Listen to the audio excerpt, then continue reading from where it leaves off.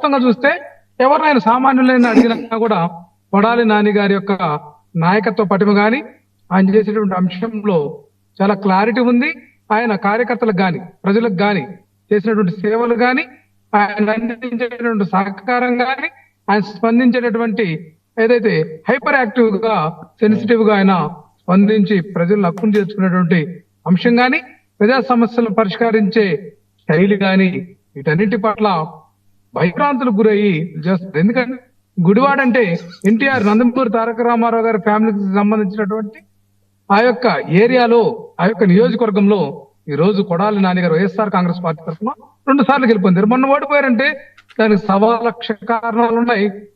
అవన్నీ స్టేట్ అంతా కూడా వీళ్ళు కూటమితో పేరుతోటి రకరకాల అంశాలతోటి చేసినటువంటి విషపూరిత ప్రచారం అయితేవి మోసపూరిత హామీలు అయితేవి ప్రజలను మభ్యపెట్టే అంశమే తప్ప ఇక్కడ కొడాలి నాని గారు ఒక్కరికి వర్తించదు.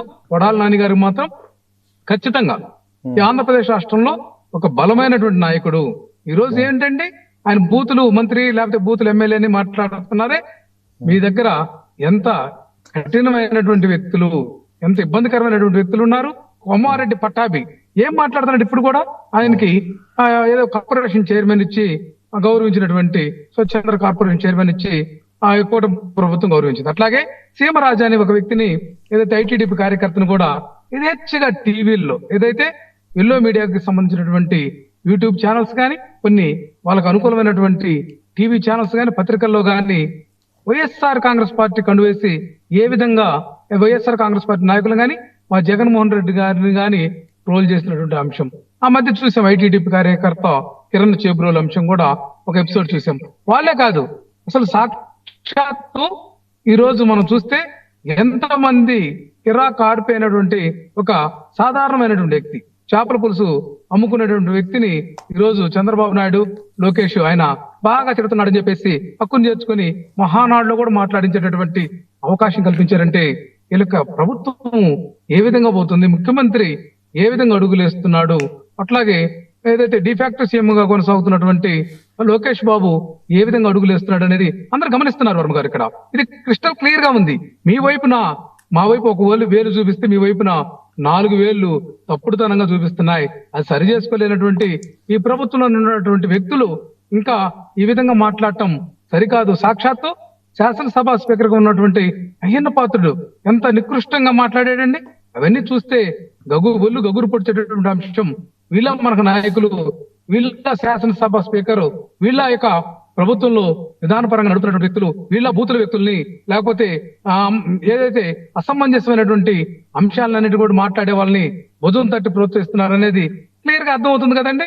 ఇటువంటి వ్యక్తులను ప్రోత్సహించినందువల్ల ఈ ప్రభుత్వం యొక్క ప్రతిష్ట మసకబారుతుంది తప్ప మరొకటి కాదు. ఖచ్చితంగా ఇప్పుడు జరుగుతున్నటువంటి అంశం మీద మా యొక్క నాయకులు కొంతమంది బూతులు మాట్లాడారు, అందుకే ప్రభుత్వం పోయిందనే దాంట్లో నేను ఎంతో కొంత దాని ఎఫెక్ట్ ఉంటుందనేది ఎవరికైనా తెలిసిందే.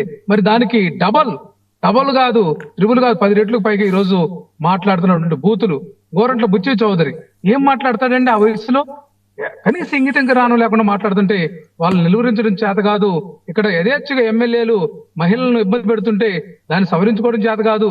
అవినీతి అక్రమాలకు పాల్పడుతుంటే దాన్ని తమ ఇష్టమైనటువంటి పత్రికల్లో వాళ్లే చొప్పించి ఏదో దాన్ని కవర్ చేసినటువంటి మాటలు ఏ ఒక్కరి మీద చర్యలు తీసుకునేటువంటి ధైర్యం గాని ఆ యొక్క విధానం గాని ఈ యొక్క ప్రభుత్వానికి లేనటువంటి పరిస్థితి ఉంది. యథేచ్ఛగా అక్రమాలు, ఏదైతే అఘాయిత్యాలు మహిళల మీద ఎంతమంది అంటే అధికార పార్టీ నాయకులు ఏదైతే కూటమిలో ఉన్నటువంటి నాయకులు ఎంతమంది అఘాయిత్యాలకు పాల్పడారు మహిళల మీద అనేది కూడా మనం గమనించాలి. అట్లాగే బాలికల మీద ఈ రోజు అత్యాచారం అంటే అది నిత్యకృత్యం అయిపోయింది. ఎందుకంటే యథేచ్ఛగా మందమ్ముతూ ఈ రోజు ఊరూరు బెల్ట్ షాపులు పెట్టి ఈ యొక్క అక్రమార్పులకు లేకపోతే అఘాయిత్యాలు చేసే వాళ్ళకి ఈ ప్రభుత్వం సపోర్ట్ చేస్తుంది అనేది ప్రతి ఒక్కరు మేధావి వర్గం చెప్తున్నారు. అయితే కృష్ణాంజనేయులు గారు చెప్పినటువంటి సూచన కూడా ఏదైతే ఒక పాదయాత్రతోనే కాదు, పాదయాత్ర అధికారం కోసం కాదండి, ఈ యొక్క ప్రజల యొక్క వెన్ను తట్టి చేసినటువంటి మోసాలను ఏదైతే సూపర్ 6 అనేటువంటి పేరుతోటి ఏదైతే నిరుద్యోగ యువతను మోసం చేసినటువంటి విధానం, అట్లాగే మహిళలకు 1500 ఇస్తామని చెప్పి మోసం చేసినటువంటి విధానం, అట్లాగే పెన్షన్ ప్రక్రియలో కూడా అన్ని పీకేయటమే గానీ ఇచ్చింది ఏమీ లేదనేటువంటి అంశం కూడా చూస్తా ఉన్నాం. అట్లాగే ఇళ్ల స్థలాల అంశంలో కూడా అట్రఫెయిల్ అయినటువంటి అంశం. అట్లాగే మెడికల్ కాలేజీల్ని పూర్తి చేయాలంటే డబ్బులు లేవు కానీ అమరావతిలో అద్దాల కోసం వేల కోట్లు ఖర్చు చేయడానికి ప్రణాళికలు. అట్లాగే ఓకే. పేద ప్రజలను ఆదుకోవడానికి గానీ ఫీజు రియంబర్స్మెంట్ గానీ ఆరోగ్యశ్రీకి గానీ నిధులు రావు గానీ 99 పైసలకే ఎకరాలు ధారాదత్తం చేయటం. అట్లాగే బనకచెర్ల ప్రాజెక్టు పేరుతోటి డిపిఆర్ రూపొందించి 83,000 కోట్లు కేటాయిస్తామని చెప్పడం. ఓకే ఓకే ఓకే ఓకే చర్చిద్దాం ఈ దాన్ని రామారావు extend గారు చేస్తామని చెప్పడం. రామారావు గారు ఇవన్నీ చర్చిద్దాం, కూడా మీరు సిగ్నల్ లోనే ఉండండి. వ్యాపార ధోరణికి తార్కాణం అండి. అలాగే అలాగే ఓకే చర్చిద్దాము, మీరు సిగ్నల్ లోనే ఉండండి. వంశీ ఏంటి ఇంత దారుణాలు ఉన్నాయా? వాయిస్ మ్యూట్ లో ఉంది సార్. బొట్ల రామారావు గారు ఇంకా 2019-24 మధ్య ఉన్నామని అనుకుంటా ఉన్నట్టున్నారు.